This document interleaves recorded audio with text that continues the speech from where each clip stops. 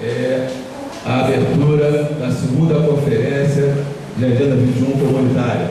A gente fez a primeira conferência em 2011, estamos agora fazendo a segunda, entendendo a importância que é essa questão comunitária.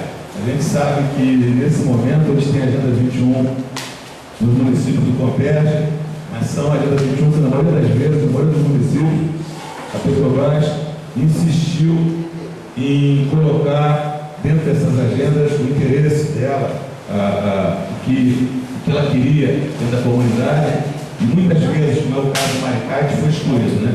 Quem lembra do passado aqui, mais ou menos distante, a gente teve que ir para o distrito para garantir a presença da gente. Então a gente está dando aqui nisso essa abertura, a mesa com o presidente do CAN, presidente do CCS e a coordenadora do CCM, Conceição. O que acontece é que nesse processo tem que haver pressão popular. Se a gente não pressionar, vai estar como está. Conceição, é só, eu sei disso. Foi todo mundo para a audiência. Teve manifestações contra aqui em Maricá, contra o grupo, do modo que ele está. Foram feitas várias intervenções. Apareceu muito pouca gente. O que acontece? Primeira questão, tem que ter a questão política de pressão dentro da Câmara, dentro da Assembleia Legislativa. E se isso não funcionar, como outras vezes não funciona, porque o pessoal está ligado, muito a interesse particular deles, tem a segunda questão, que é a justiça, que às vezes também não funciona, mas o caminho é esse, né? O caminho para a gente ter condição de mudar é através de mobilização e de ação judicial. A gente tinha uma denúncia contra o recolhimento de lixo Maricá, que voltou agora essa mesma porcaria de antes, e virou um processo que está sendo empurrado com a barriga pelo procurador. Fora a taxa, né? Fora a taxa. Isso, fora a taxa agora tem uma taxa de lixo Maricá, já era uma taxa de lixo. 128. Isso. O que eu quero dizer? Que, na verdade, esse é um processo. A gente está iniciando o primeiro, e lá reclamar. Na segunda audiência, quando a gente tiver já isso na mão, você já não vai mais, você levanta uma questão de ordem. Companheiro, o Guzmão vai estar sempre na mesa. O Guzmão, que é a pessoa que faz essas audiências. Professor Guzmão, por que o senhor não está cumprindo a determinação da lei? Você não tinha lá não. Você ia falar e falar, ele é muito bom nisso. O artigo 5, parágrafo 3º, inciso 4, diz que você não sabia, você vai dizer o quê? Vamos sacar isso lá, tá certo. Agora você está com a lei na mão. Por que não foi feita a divulgação por carro de som, e-mail, de porta em porta, jornal de bairro, 10 dias antes da audiência, o povo fica sem? Por que não foi disponibilizado transporte para os bairros todos, para a região central? Por que essa audiência não é no horário que é determinado? Nós temos um horário de preferência com uma briga, isso é para escolher o dia e o horário, porque todo mundo trabalha. Se você botar no dia de semana de trabalho, você vai tirar a metade da população que trabalha da possibilidade de estar lá. Então, com isso na mão, você vai ter condições de isso aqui.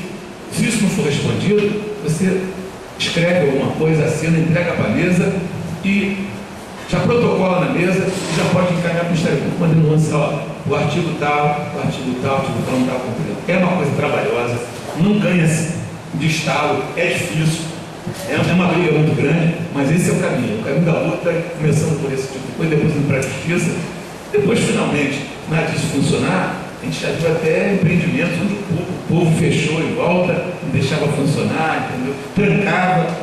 Tem que ter uma solução sim. E a solução é a mobilização nossa para aumentar isso. O próximo, Gilvanei. Obrigado. Só para complementar um pouquinho do que você falou, até porque a gente participou disso, e levar de repente uma proposta para Conceição. Como eu disse no início, no Estado do Rio de Janeiro, a barbárie tomou conta, a violação de direitos chegou a níveis que não dá mais para você entender. O judiciário hoje não serve para nada, para o doutor público simplesmente valida todos os processos. Foi tempo, né? Uns 10, 15 anos atrás entrávamos no MP, em pouco tempo você tinha um resultado. Hoje silenciaram, amordaçaram. E o Ministério Público, ele não tem superioridade, ou ele deveria seguir a legislação, mas no entanto, hoje o Ministério Público anda interpretando a legislação. eu mandei um ofício para o Procurador Federal, ele ainda ficou revoltadinho, eu vou até responder de novo, né, retrucar o que ele respondeu, ele ficou meio revoltado porque eu constatei um fato. Esses crimes que nós estamos falando são crimes jurídicos, não são crimes dolosos. No crime doloso, o indivíduo pode estar sob o efeito de algum alucinógeno, uma droga. Aí cabe investigação, enfim, por que ele atirou, por que não atirou, e coisa e tal, blá blá blá. No crime jurídico, que é o que nós estamos falando, não cabe. A Constituição é clara, é punição e correção. Se você assume a responsabilidade de estar no espaço para cumprir uma determinada ação, só o fato de você não cumprir, você tem que ser penalizado, porque se você não sabia cumprir, então por que você aceitou estar no espaço? Hoje você tem prevaricação do seu Carlos Mink, do governador, você tem improbidade porque eles criaram o sistema e não deram ao sistema mecanismo do sistema operar, e aí você chega no setor de fiscalização do INEA e da SE, é algo ridículo. Só para ter ideia, o setor que faz fiscalização da área minerária tem um carro para todo o estado do Rio de Janeiro, pilha de processo em toda a sala, você para ir na mesa do fulano do Beltrano tem que passar no meio dos processos, e em off a pessoa falou lá, a gente só sai de acordo com a demanda do secretário, quer dizer, eles vão naquele empreendimento não para resolver o problema, mas para arrancar um dinheiro. Então hoje o próprio Estado vive, a SEA e o INEA, dos danos ambientais do Estado do Rio de Janeiro, porque não tem dotação orçamentária para a secretaria. Então, se não fossem os danos ambientais, fecha a secretaria. Então a gente vive hoje uma brincadeira ambiental a nível de Brasil, mas no Estado do Rio de Janeiro isso chegou a níveis assim, escandalosos, onde a Constituição não é cumprida. Vou passar para o próximo aqui, mas vai dizer justamente por isso, Júlio, que a gente fez questão de levar esse material, que é a legislação, para você saber que você precisa ter material antes da audiência, para você estudar. Como ele falou, chega na hora, empurra aquilo, começa a usar termo técnico. É muito comum uma mesa de qualificação técnica começar a usar linguagem acadêmica que o povo em volta não sabe nem o que se trata. Você está falando grego. A maioria deles é grego mesmo. É grego mesmo.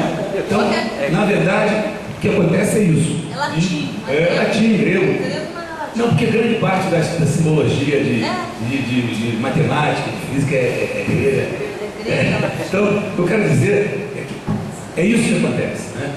E vamos passar para o próximo. Madeira, comandante Madeira.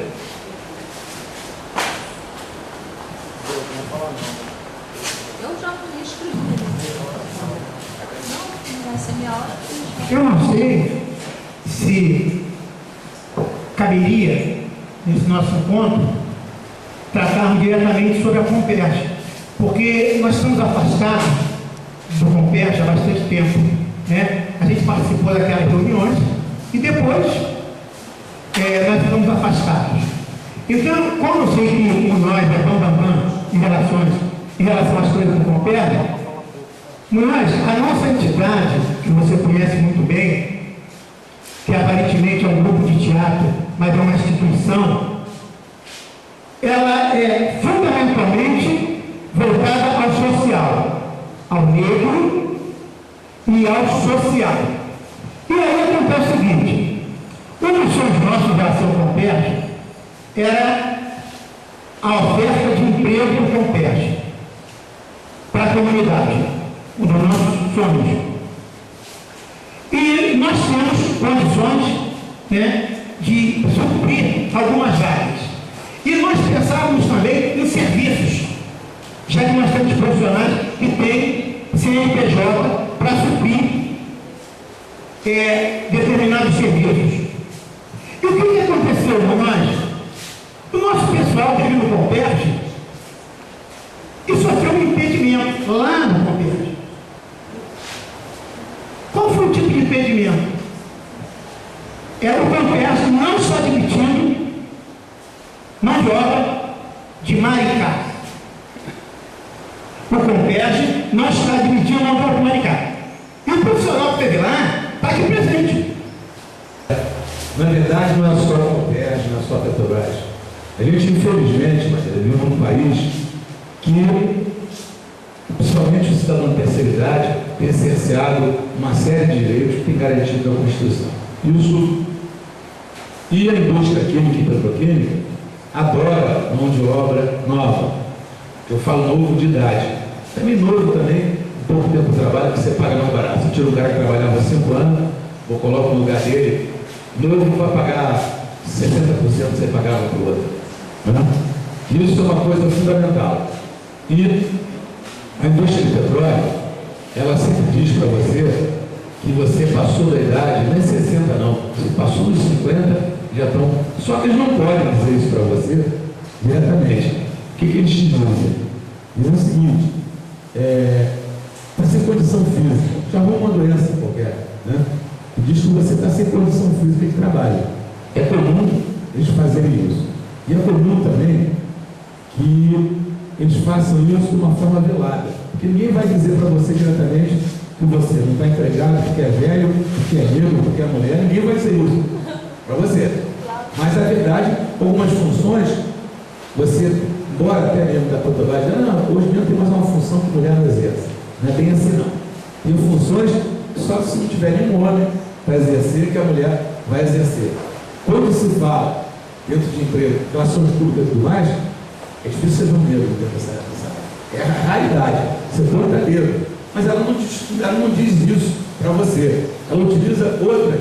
Você foi barrado. Isso é uma coisa que a Petrobras usa muito, não sei se aconteceu isso com seu amigo, é chamar para a Petrobras e ele trabalha para ela, terceirizada. Chamar para uma conversa que eles chamam de exame psicológico. Exame psicológico é a coisa mais subjetiva do mundo. Eu posso achar você um sujeito completamente íntegro mentalmente, e o psiquiatra do outro lado dizer, não, que esse cara está prestes a assassinar, explodir aqui essa refinaria. Então esse tipo de coisa tem que ser ação judicial mesmo, tem que mostrar isso, para mostrar que as empresas, do modo geral, têm essa mania de cortar somente a terceiridade, embora nesse momento está faltando mão de obra nova. Então, tem muito velhinho, na minha idade, voltando a trabalhar porque está faltando mão de obra. Né? Eu já fui chamado, eu só não posso voltar para a área industrial porque eu saí pela especial. Quem sai pela especial não pode voltar para a área industrial. Mas tem emprego, para quem tem uma. Para quem emprego, para quem?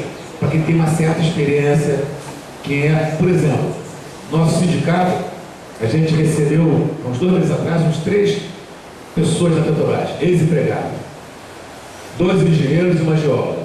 Tudo assim, doutorado, mestrado, doutorado, com 30 anos de Petrobras, que conhecem toda a história do pré-sal, onde foi furado o poço, o que vai dar ali, conhecem todo o histórico de descoberta, de produção, de exploração do campo.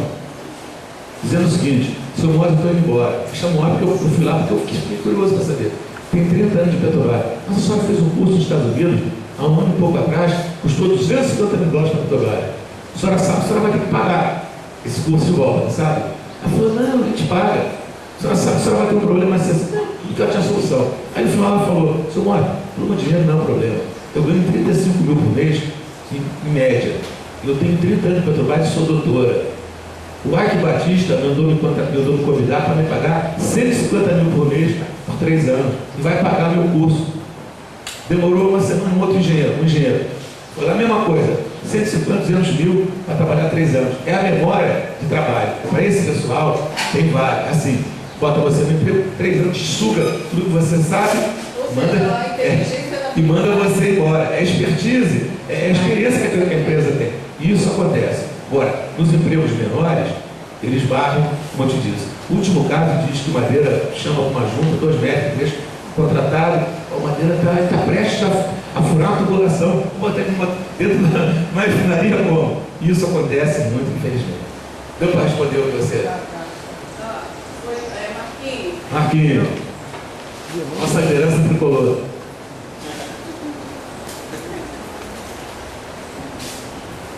Bom, muita gente inscrita aí, o Márcio colocou uma questão aqui sobre a questão das ciências ambientais.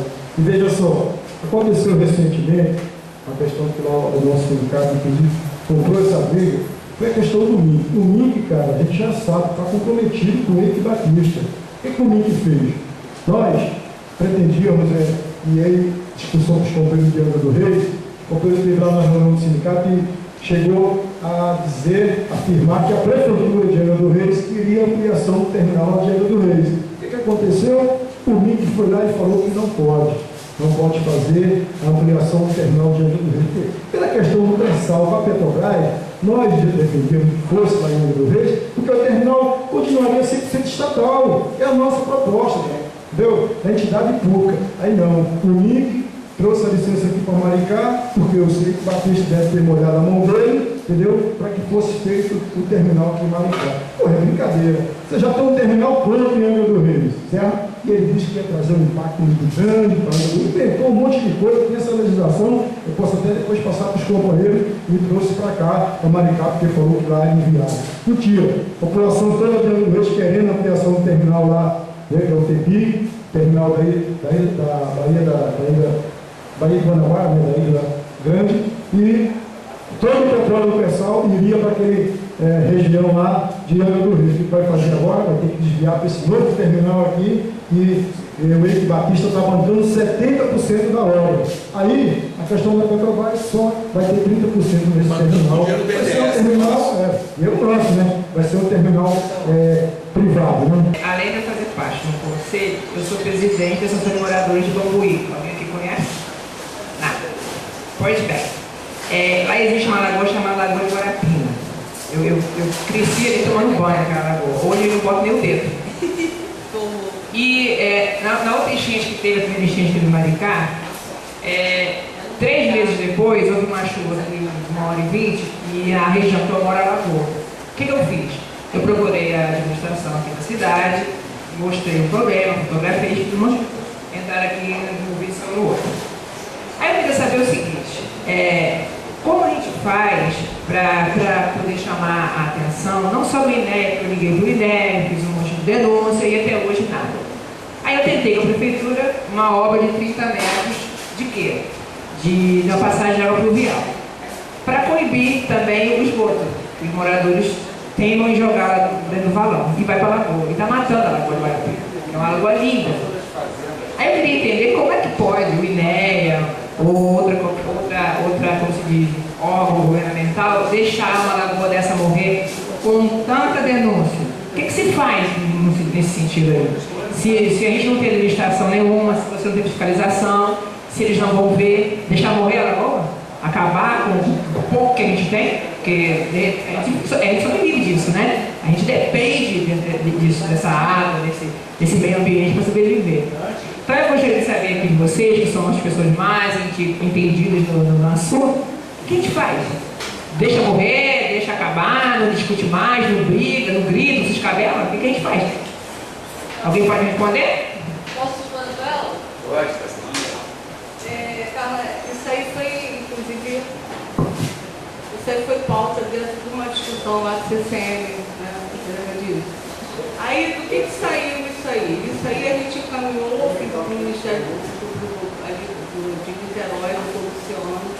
Aí fez uma direcionada questionando a falta de atitude da Prefeitura em relação ao que você estava pedindo, que era um valor, né? Na hora de fazer o ofício, eu não soube fazer detalhes técnicos e fiz de acordo com o que você tinha exposto na reunião. A gente encaminhou esse ofício para o Ministério Público, uma direcionando, falando sobre a falta de atitude da Prefeitura, falta de compromisso, que tinha marcado, inclusive, por você, de comparecer, não compareceu, e de executar e não executou nada. E outra em relação às águas da lagoa, que era a contaminação, que a gente suspeitava, inclusive, que estava havendo muita hepatite, né? E que o INEA deveria fazer uma inspeção em relação às águas. Tá? Feito isso, eu mandei isso pelo correio, acho que uns 3 meses depois, a secretária do Dr. Luciano me telefonou, dizendo que, pedindo alguns esclarecimentos, né, que aí eu esclareci no que eu pude, não conheço detalhes lá da região. Aí ela falou, não, disso aqui então, do jeito que você está falando, vai virar 2 inquéritos. Virou 2 inquéritos no Ministério lá de Niterói. Agora, eu não tive mais nenhuma resposta, porque de virar inquérito é o que o Giovanni estava falando. A gente utiliza os mecanismos que a gente pode utilizar, tudo conforme a conformidade com a lei, e para por aí. sabe? Eu acho que a gente tem que aprender a ter novos mecanismos para continuar com esse diálogo, porque o diálogo parece que é estanque. Você vai, faz um ofício, o ofício vai e volta e pronto, parou por aí. Não continuou, a coisa, sabe? E o processo jurídico é demorado, cara. Tem recorre. O acusado leva, recorre, não sei o que, o tal de vai e volta, e a gente só vai, volta e não volta novamente. Então, acho que a gente tem que procurar lá no Ministério Público, tá? Essa situação aí, a gente tem que ir lá no Ministério Público e procurar qual é o número do inquérito, porque ela ficou de dar o número do inquérito em nome dele, tá? Então, a gente pode procurar lá novamente para ver o que a gente pode fazer, pedir para dar continuidade. Bom, você mandou alguma foto? Eu mandei todos aqueles papéis que você mandou para a prefeitura, tem que ser tudo no processo. E aí foi daí que virou um inquérito. A gente só tem que pedir agora para ver em que É um andamento, chama-se andamento. em que pé que tá, tá? Fabiola. Desculpa o atraso, mas eu tive uma comadre minha que teve um aneurisma cerebral e foi, inclusive, ela foi recebida pela nova UPA lá de Noam, que o Quaquá fez. Muito bem, parabéns para ele, mas ela saiu de lá sem ter sido levada para fazer o exame principal nesse caso de aneurisma, que é a tomografia computadorizada. Por quê? Porque falta ambulância. Agora eu digo, você faz uma unidade sem ambulância? Né? Para quê? Para morrer lá dentro, para dizer que morreu atendida? Por isso que eu digo para vocês, nós da Agenda 21, nós temos assim, nós somos o exército de Brancaleão. Se vocês não sabem, é aquele pinguinho de gente brabo, igual formiga raivosa, mas que é muito pouco. Né, meus amigos? É muito pouco. Aí Marquinhos disse assim para mim: Fabiola, pega leve. Como que eu posso pegar leve? Toda hora eu digo: tira o tubo, bota o tubo, tira o tubo, bota o tubo, né? Aquela do Chico Anísio, né? Que às vezes queria morrer porque já não aguentava mais de tanta luta. Tira o tubo, bota o tubo. Então eu quero viver, né? Que país é esse? Que país é esse? E melhor ainda, que Rio de Janeiro é esse? Quando eu fiz minha falação aqui, a primeira, eu falei sobre o Recompensa. E o Madeira e o companheiro aqui chegou junto e não ouviram. Eu acho que o principal é a gente reativar o Recompensa. Isso é, os municípios, grupos de pessoas participarem dentro do Recompensa, com pessoas sérias, como no caso o Munhoz, comandando, liderando, porque a gente sabe que aquilo foi tudo fajuto, a gente serviu de massa de manobra para aqueles caras. Então, ponto, isso aí eu queria dizer a você que é fundamental voltar ao Recompensa. Uma pessoa como o Munhoz e mais uns 3 ou 4, tipo encabeçando para realmente acontecer o que você está reclamando. Porque eu participei, eu fui delegado eleito pelo município do Rio de Janeiro no Recompensa. E eu fiquei no setor, dividido em setores, e eu fiquei no setor de capacitação. Não sei por eu ser geógrafo, não sei por que foi, me colocaram na hora, me pediram para que eu entrasse nesse setor. E eu, para minha opinião, o principal, porque senão vai acontecer o que aconteceu de Macaé, a mão de obra vem toda de fora, de plataforma vem toda de fora, e o pessoal da periferia, dos municípios periféricos ao Recompensa, vão ficar o quê? Vão ficar sem emprego. São as pessoas que mais sofrem do local. Agora, uma coisa pode dar certo. A gente brigou muito, companheiro, muito. A gente formalizou propostas sérias, propostas dignas sobre isso. Por quê? Porque o pessoal de Itaboraí, porque o pessoal de Maricá, o pessoal de Tanguá, municípios mais periféricos ali, tem a maioria, a mão de obra pode sair toda dali, e a área mais prejudicada de qualquer companhia. O que aconteceu? Fizeram aquele centro de formação em São Gonçalo, você está por dentro. Fizeram aquele centro lá de formação de São Gonçalo. Eu acompanhei no início, ali, fui 2 vezes ali. O que aconteceu? Você está dizendo que eles começaram a dar preferência ao pessoal da onde estão dando preferência para quem? Não, Você falou 2 municípios aí que está vindo, você falou? Papucá e Cachoeira. Papucá nem faz parte disso. Não fazia. Não fazia. Não fazia. O único não funciona naquela área. Mas escuta, não, vamos chegar lá. O que eu quero dizer? Quer dizer o seguinte, isso aí foi só para inglês ver. O que aconteceu? O que o Moas falou é certo, mas tem coisa a mais. O Moas disse que a mão de obra, a primeira mão de obra, o primeiro emprego, ou emprego de pessoas não tão qualificadas é muito mais lucrativo para a empresa, é mais barato para a empresa. Tá? Então, aqui no caso do cara técnico, o cara com conhecimento, que é uma área realmente técnica, não tenha dúvida, companheiro.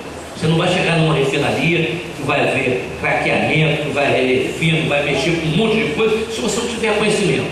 Você tem que ter um conhecimento. Tá? Na sua área também, a sua área é agora. Agora seria a sua vez. Que agora terminou a terraplanagem, começando a montagem, já estão na montagem. Essa era a sua hora. Tá? E você está dizendo que é desenhista técnico, não é isso? Eu fiz o técnico de edificações agora. Então, eu consegui então, não é difícil. Agora eu vou chegar onde o Moas não chegou. É o seguinte, ali dentro é muita política. Quem indicou ainda continua assim. Tá? Fica na mão de meia dúzia desse tipo de coisa. Então, se você tem um conchavo com a prefeitura tal, com a associação tal, tá me entendendo? É que está entrando. E eu quero deixar bem claro uma coisa a você. Não foi por falta de luta. Tá? E com base no que a gente tem vivenciado aí ao longo dessa história aí do complexo também, né? E com a minha experiência, que eu trabalho com fiscalização também, então eu tenho assim, algumas dificuldades também enquanto executivo. Tá? Então eu tentei, peguei assim, um trabalho que já apresentei antes, inclusive lá no Sindipetro, o Gil Mandei estava lá também. E aqui não tem nada de novo. O grande objetivo desse trabalho aqui vai ser a gente tentar discutir a nossa participação enquanto movimento social nessas audiências públicas, no contexto cotidiano da gente, tá bom? Então, eu tentei assim, traçar quando é que surge essa história, né, do movimento social. Ele tem grande importância, né, dentro do contexto neoliberal.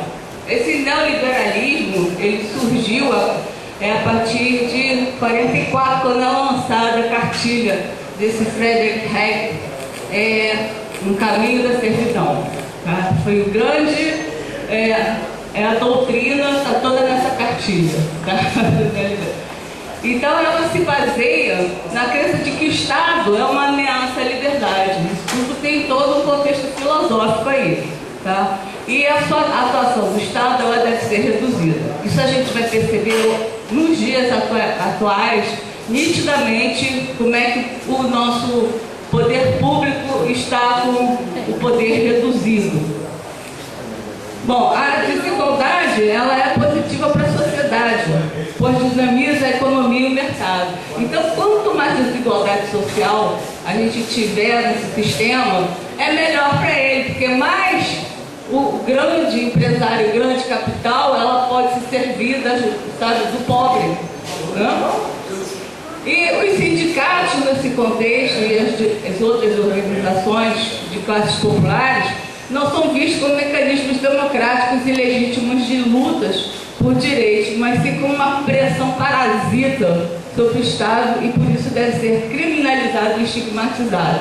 A gente tem sofrido bastante essa situação enquanto movimento social. A criminalização dos movimentos sociais, dos sindicatos, inclusive, tá? E na época do Getúlio, quando a gente tinha aí o trabalhador com alguns direitos, o trabalhador era considerado parasita do Estado.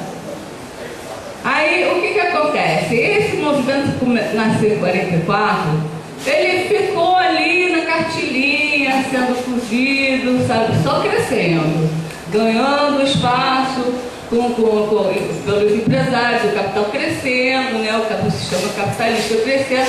E aí ele ganhou muita força né? O movimento social dentro do contexto neoliberal ele ganhou muita força nos anos 70, quando houve a grande crise econômica mundial. Tá?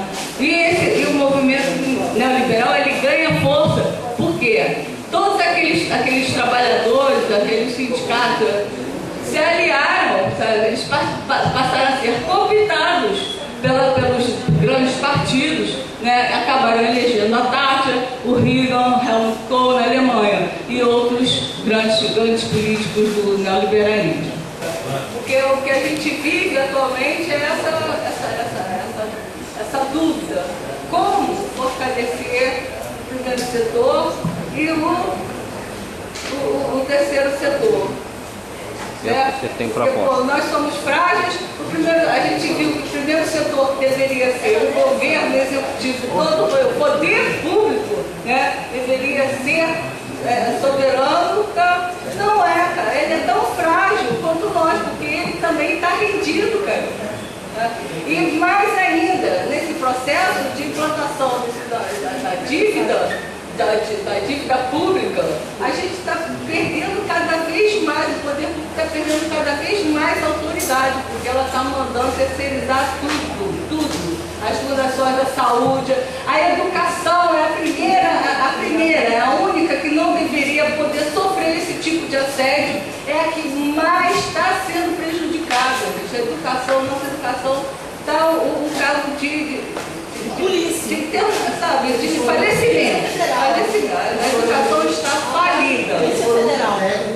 Quando tirar a educação deles, porque não educando, pode manipular todo mundo. Pois é, agora, o que eu vejo nesse processo de educação, a educação, do jeito que está hoje em dia, dividindo uma educação pública completamente frágil, que você não precisa ser alfabetizado nessa escola pública, que você passa de ano, você não aprende nada, porque você precisa dar pontos para a escola. Gente, isso é um absurdo.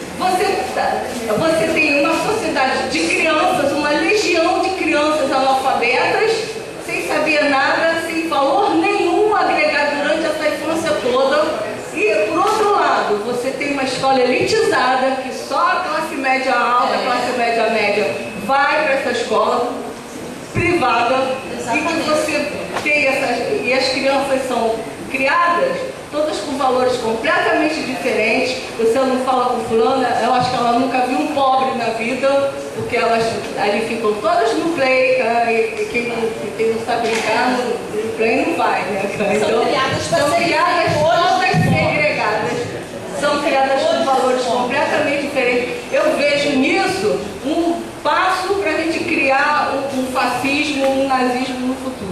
É o caso aqui da audiência pública, que não foi dado voz ao povo não pode falar, e lá para as tantas, o Guzmão fechou, está encerrada a audiência, a gente vai abrir de novo, para que a gente possa ter uma rede de comunicação. Por exemplo, o Conselho Comunitário nosso tem na internet meio como denunciar isso, que a gente deixasse essa rede de e-mails, que é importante, que às vezes a vida atual, às vezes a gente não consegue se encontrar, mais fácil se ver na internet, 90% dos casos. Até é muito ruim isso, mas é a realidade. Não é com o Google da Fabíola. Por que isso? Porque aí a gente tem, que a gente tanto briga aqui, que é a tal da democracia, o direito, que cada um se responsabiliza pelo que escreve. Então, ninguém tem que ter medo disso. Manter esse grupo de discussão para que a gente tenha, porque às vezes o Bilhão vai ter uma informação lá que ele descobriu aqui, né? Ele vai distribuir a pizza, descobriu que o governo municipal vai querer botar vidro na pizza dele de repente. Aí diz, ó, estou botando vidro na minha pizza. Aí você tem condição de fazer denúncia, e tendo prova, a gente vai encaminhar isso.